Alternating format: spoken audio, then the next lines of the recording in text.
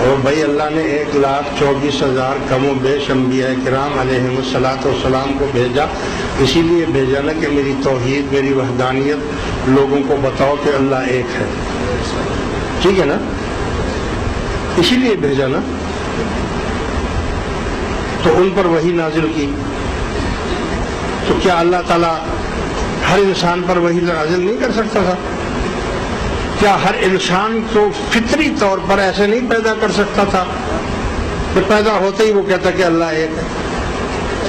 ہاں، فطری طور پر وہ کہتا کہ اللہ ایک ہے، بھئی اس کی قدرت میں ہے نا، کر سکتا ہے نا ایسا، پھر کیوں نہیں کیا اس نے ایسا؟ اگر ایسا کر دیتا تو اس کے محبوب کو کون پوچھتا؟ اگر ایسا کر دیتا تو اس کی محبوب جو تیرا نہیں وہ میرا نہیں، جو تیرا ہے وہ میرا ہے،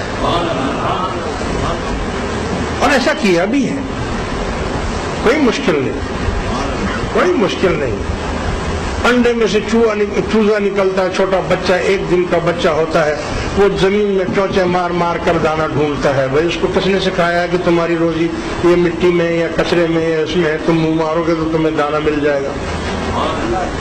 چوزا یعنی اللہ تعالیٰ نے اس کو وحی کی ہوئی ہے نا، قدرتی طور پر یہ بھی وحی کی ایک قسم ہے کہ پیدا ہوتے ہی اس کو معلوم ہے کہ میں نے کس طرح روزی کمانی ہے، کہاں سے کھانا ہے میں نے، تو وہ چونچ مار کر زمین میں سے دانے نکال رہا ہے، اس کو کس نے سکھا دیا؟ ابھی وہ بات نہیں جانتا، آج پیدا ہوا ہے، اس کی ماں کی کون سی زبان ہے، وہ بچہ زبان نہیں جانتا ہے، کچھ نہیں جانتا ہے، چھوٹا سا چوزا ہے، مگر ٹپ ٹپ ٹپ ٹپ ٹپ ٹپ وہ زمین میں سے روزی اپنی تلاش کر رہا ہے نا۔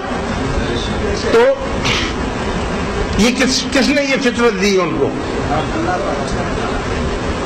بکری کا بچہ پیدا ہوتا ہے، وہ تو زمین میں چونچے نہیں مارتی، وہ تو سیدھی ماں کے تھنوں کی طرف جاتا ہے، بچہ تھنوں میں سے دودھ چوستا ہے۔ کس نے اس کو بتایا کہ تمہاری روزی اس میں ہے؟ ہاں؟ یعنی اس کو وہی اللہ نے کی ہوئی ہے کہ روزی تمہاری ادھر ہے، ادھر چلے جاؤ۔ مچھلی سمندر میں انڈے دیتی ہے، دریا میں انڈوں میں سے بچے نکلتے ہیں، اس کو کیسے ہزاروں لاکھوں کروڑوں اربوں کھربوں مچھلیاں ہیں، بچوں کو بھی معلوم ہے یہ ہماری ماں ہے، اور مچھی کو بھی معلوم ہے یہ میرے انڈوں کے بچے ہیں،